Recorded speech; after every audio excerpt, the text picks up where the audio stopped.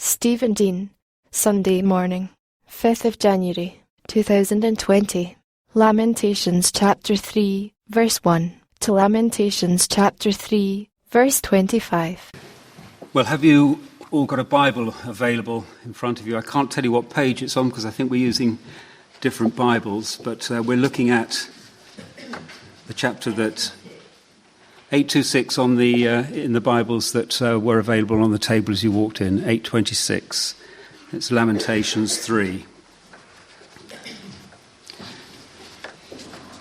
Now, the book of Lamentations is a book that you may not have come across before. It's quite unique.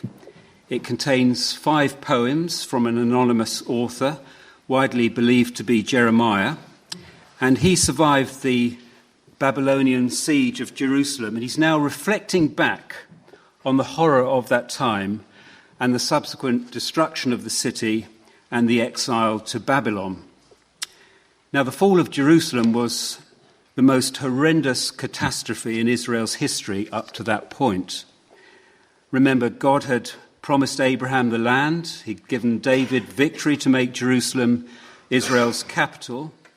And from David came the royal line of kings. You had God's presence in the temple, and that's where the priests maintained the rituals of Israel's worship. And after 500 years of all that history, in the summer of 587 BC, the city fell to Babylon. It was decimated, gone. And so the book of Lamentations is a kind of memorial to the pain and confusion of the Israelites as they struck rock bottom. And the poems of lament in the Bible do a number of things. They are a type of protest, a way of drawing everyone's attention, including God, to the horrible things that happened and should not be allowed. They're also a way of dealing with emotions. So in these poems, God's people vent their anger and dismay at the ruin caused by people's sin and selfishness.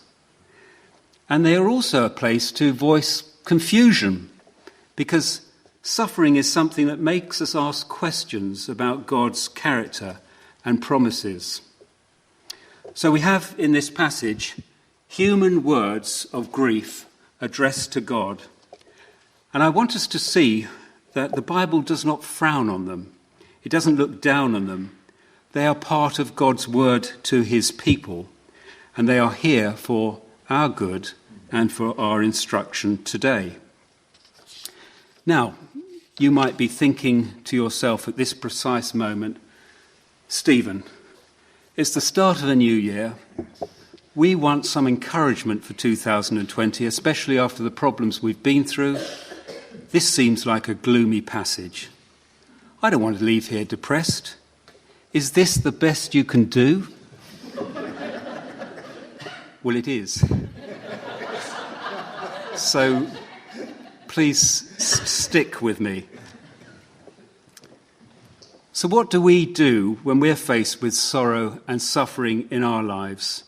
How do we stop from sinking under it all? How do we keep the sorrow and troubles of the past from hurting us in the present and obscuring the future? How do we find hope to carry on? That's what we want to look at in Lamentations this morning. So that's the background, and I'd like to look at this passage under 3 simple headings. See, I'm not very clever at these headings. Firstly, bad memories. Secondly, good memories. And thirdly, future memories. So bad memories. The whole of chapter 2 in the book of Lamentations is about the fall of Jerusalem, and it makes really grim reading. Don't sit up in bed at night time reading it, because you won't get to sleep. The poet speaks of the unspeakable horrors of starvation and cruelty that the people suffered in the siege leading up to the capture of the city. And once the Babylonians had taken the city, he speaks about the ruthless killing of many of his people. He tells how they took the strongest and best of the survivors and marched them off as slaves into exile. Then he speaks of the ransacking of the temple, how they broke down the city walls, how they left the streets and houses in ruins. He tells us how everything was stripped away. The loss was immense. And what was worse was the Israelites had brought all this on themselves. For centuries they had been worshipping other gods, perpetrating injustice, oppressing the poor.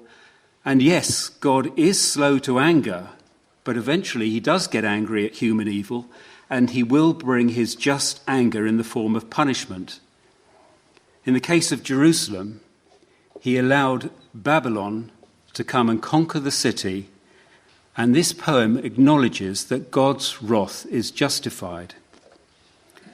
In chapter 3, verse 1, we hear the voice of the poet speaking from his personal experience. I am the man who has seen affliction by the rod of Lord's wrath. The poet was there. He'd survived the siege, and he now lays bare the horror of its destruction. And although he speaks in the first person, I am the man who has seen affliction, it seems in the context of the book that he is also identifying with both the sin and sorrow of his people, speaking as a sort of representative of the whole nation of Israel. So we're going to pick this up at verse 18 of chapter 3 with the poet, who remember is thought to be Jeremiah, lamenting that all hope has gone. Verse 18, so I say, my splendor is gone, and all that I had hoped from the Lord. No peace, no happiness, no hope, and his only memories are bad ones. Verse 20, I remember them well, and my soul is downcast within me. I remember them well is an interesting phrase because it's actually the word remember used twice. I remember them until my soul sinks into misery and depression. And some of us can be like that too. We're good at recalling bad memories from our lives. Actually, we don't just remember them, we remember them twice. In fact, we seem to remember them twice as much as anything else in life. And when you twice remember your troubles, when you dwell on your sorrows, then you're heading for depression. You're weighed down by your troubles, and you just start to sink below the load. Now, what this doesn't mean is that we should not express our sorrow. Sometimes as Christians we feel a pressure to put on a happy face and pretend that everything is okay, even when it's not. Whenever I see that smiling face, I always think of the film Forrest Gump. But we as Christians can feel that it's wrong to be sad. And that's not right, because it's not honest. Or some people advocate stoicism. You should not express any emotion at all at times of sorrow or loss. It's how Mr. Spock, the Vulcan, on the best TV show in the 70s, would deal with something that we say is very sad. Don't get upset. Don't complain. Just resign yourself to your fate. The thing is, as Christians, we don't believe in fate. We believe in God, which is completely different. And God teaches throughout the Bible that we may, indeed we should, express our sorrow during times of sadness. Romans 12, rejoice with those who rejoice, mourn with those who mourn. And if you're not convinced, take the example of Jesus himself when he expressed his personal sorrow at the death of his friend Lazarus. What happened? Jesus wept. 2 or 3 weeks ago, not one of us here would have expected to be meeting here in Biddenden. You've heard from Hill this morning how quickly things came together so we could do church here. But for many of us, Trinity has been home for almost a lifetime, and we feel deeply saddened and sorrowful over what has happened.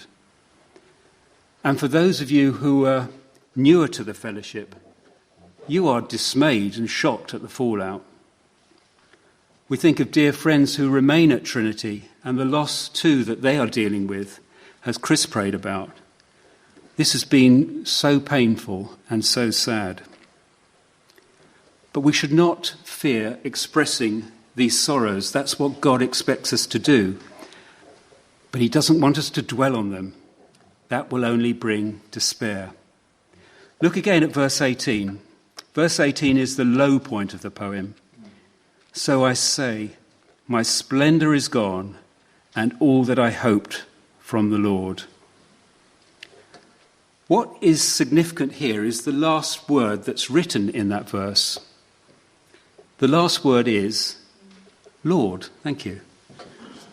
And we seem to have a contradiction in terms here, one of those oxymorons cropping up. This is the first mention of God in chapter 3.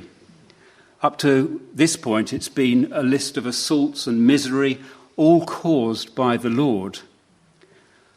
But the very mention of the Lord at the end of this verse starts to break the spell of misery that has gripped this man, because with the Lord in the picture, there must be a future. There must be hope. And like the man here, in order for us to climb upwards out of misery, we have to start to grab hold of all the truths embedded in that one word, the Lord. And you begin to see this is all about faith in God. One of the great heroes of the faith of the last century was that wonderful Dutch lady, Corrie ten Boom, who said, faith is like radar that sees through the fog to the reality of things at a distance that the human eye cannot see. And what follows in verse 19 is the start of something really amazing. Verse 19, I remember my affliction and my wandering, the bitterness and the gall. Now our NIV Bibles translate the Hebrew text at the beginning as, I remember my affliction. But it can be translated, remember my affliction, which it is in the ESV translation, for example, which I think is the best translation here because it turns these words into a prayer.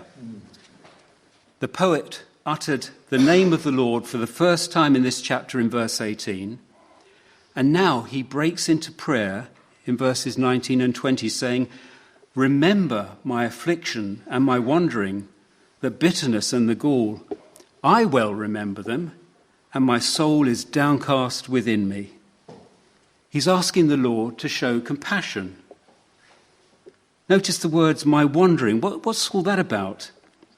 It's talking about restlessness or straying from the Lord. That's how it's used elsewhere in the Bible.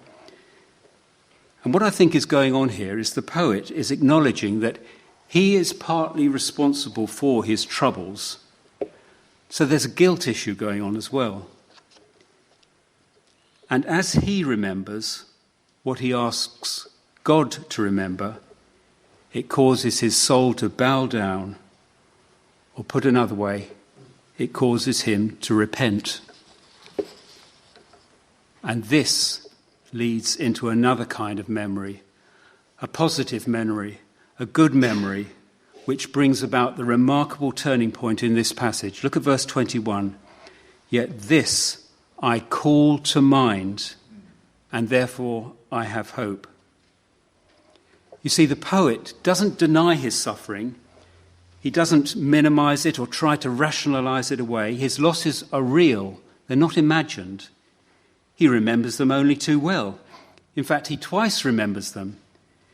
His situation is still the same. It hasn't changed. But now he makes a choice. He chooses not to dwell on them. As C.S. Lewis once said, crying is all right in its way while it lasts.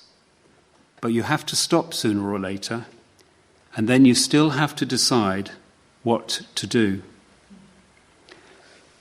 Look at this verse again, verse 21. He says, he calls to mind, or he decides to remember something else instead. And it is because he chooses to remember this something else that he has hope. Wallowing in sorrow cannot bring hope. To have hope, you choose to remember something else. And this something else, which verse 21 is pointing us to, is God's faithfulness. Choosing to remember this will bring us hope. Verse 21, yet this I call to mind, and therefore I have hope.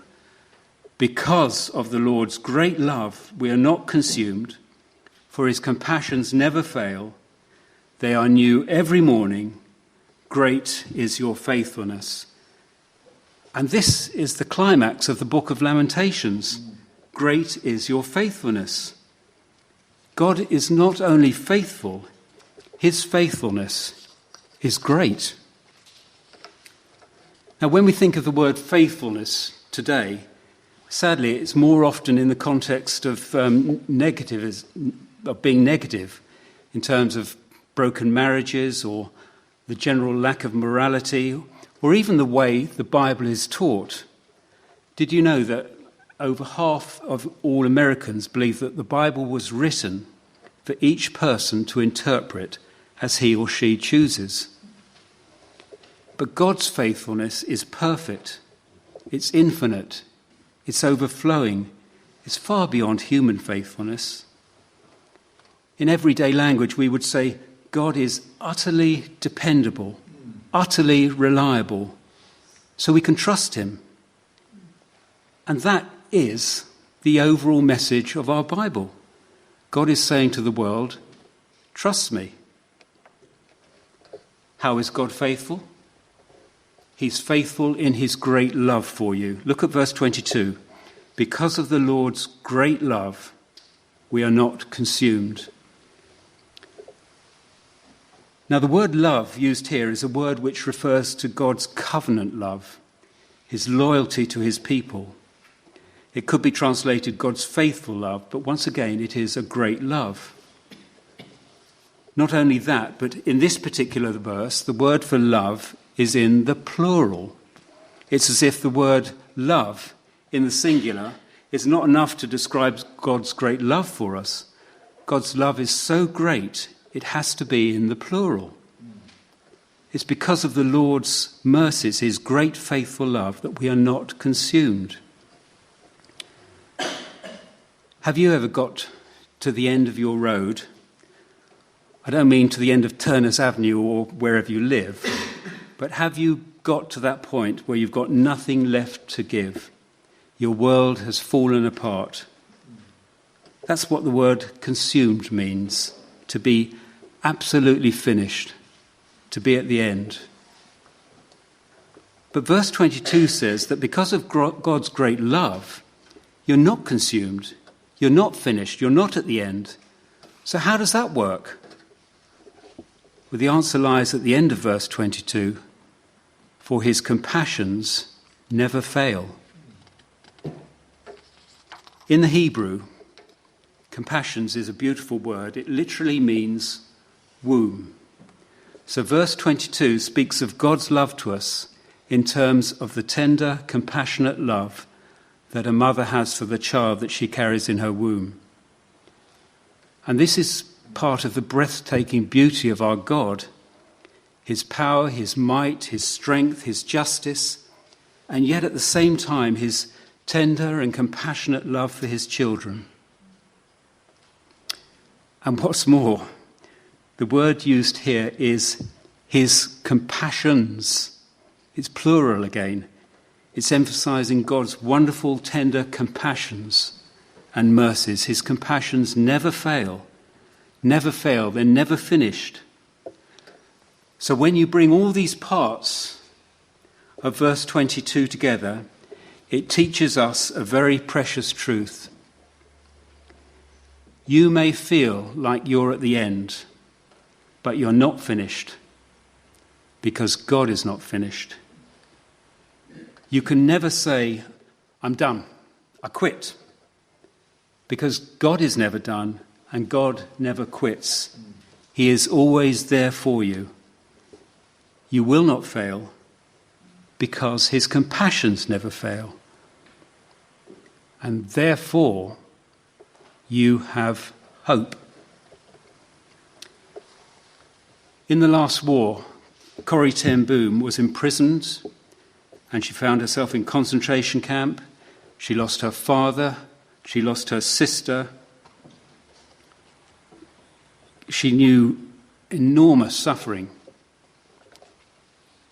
And in her book, The Hiding Place, she wrote something, just a little phrase that you will not forget.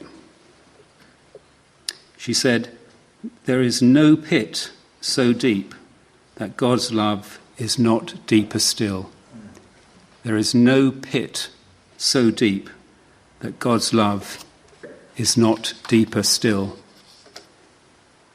Now, most of us could say that, and it might seem somewhat trite, but she had been there. She knew what she was talking about. She knew when she was at the deepest point of her suffering, Christ was there too, and he had not deserted her. Everything else may have gone, but he was still there. Would you close your eyes for just one moment? You've got to trust me. Picture yourself standing in the smoking rubble of the ruin of the World Trade Towers after the dust had settled. Say to yourself, because of the Lord's great love, we are not consumed, for his compassions never fail. They are new every morning. Great is your faithfulness. You can open your eyes now. But can you start to see what the author of Lamentations overcame to find hope in the truth of verse 22? He is at ground zero in Jerusalem. He knows the Lord is behind it. And if this truth rescued him from despair, how much more can it rescue us from the situations that we face? And there's more. Not only do God's compassions never fail, they are renewed for us daily. Look at verse 23. They are new every morning. Great is your faithfulness. God's mercies are new every day of the week. His compassions never grow stale or tired. God's love is as certain as the sunrise. Each day when you wake up and you pull back the curtains and see if the sun came up, if it did, then you know that God's compassions are new for you this day. Every morning is a sign of God's faithfulness and grace. So at the start of each day, as we get out of bed, is our first inclination to say, "Good morning, Lord. Thank you for this new day." The changing of the days, the changing of the seasons all clearly testify to God's great faithfulness, mercy and love. And many of us know the song which we're going to sing as we close our time together this morning.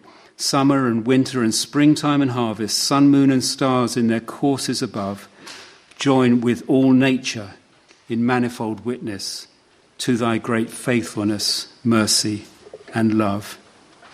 It all testifies to God's faithfulness. And every new day is a reminder of God's faithful love. God's compassions never fail. They are new every morning. And because of God's faithful love, look what the author can say in verse 24. I say to myself, the Lord is my portion, therefore I will wait for him. What is your portion? It is whatever you're waiting for. What are you waiting for this morning? Is it a change in your circumstances? Is it something to help you forget your sorrow? Or are you waiting for the Lord? His compassions never fail. They are new every morning. God is faithful in his great love for you.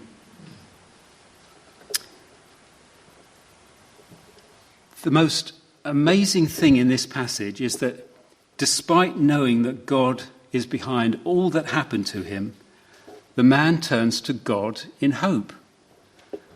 I am the man who has seen affliction by the rod of the Lord's wrath. Yet this I call to mind, and therefore I have hope. Because of the Lord's great love, we are not consumed, for his compassions never fail. They are new every morning. Great is your faithfulness. I say to myself, the Lord is my portion, therefore I will wait for him. Now, although this man is speaking in the first person, it seems that he's standing as a representative of the people. He's bearing the brunt of God's judgment. This one man who is suffering in the place of the people, he sees through the enmity of God and hopes in God's mercy and compassion. All around is suffering, death and judgment.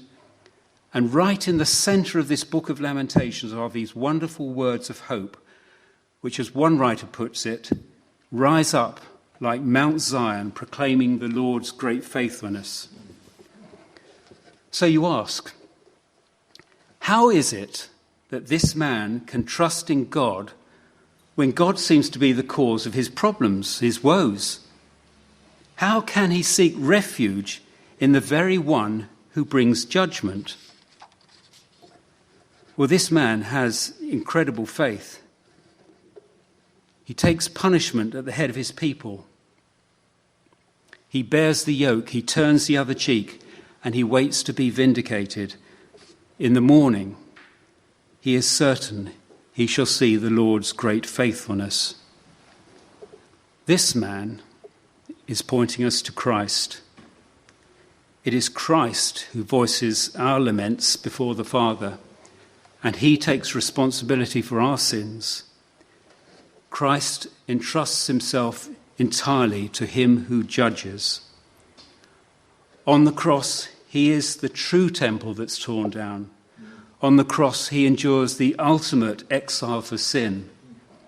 And through it all, he keeps an unshakable faith in his merciful Father. He knows that God will not cast off forever, and that in the new morning, he will bring forth mercy. Whatever is lamentable in our lives, whether it's sin or sorrow, we need to know that Christ has taken up our laments himself and has come through to innumerable mercies. The cross gives way to resurrection, and so you and I need to allow Christ's faith in God to be ours and carry this wonderful message of hope with us each day as we go about our lives. On Easter Sunday, Jesus came through the judgment of God, and he offers us refuge on the far side of destruction. And this is our message of hope to this community. As we settle in Biddenden, our prayer is, please, Lord, open doors of opportunity for your message of hope to make a difference in the lives of people here as they come to trust Christ. Pardon for sin and a peace that endureth, thine own dear presence to cheer and to guide, strength for today and bright hope for tomorrow, blessings all mine with 10,000 beside. Great is thy faithfulness, great is thy faithfulness. Morning by morning new mercies I see. All I have needed thy hand hath provided. Great is thy faithfulness, Lord, unto me.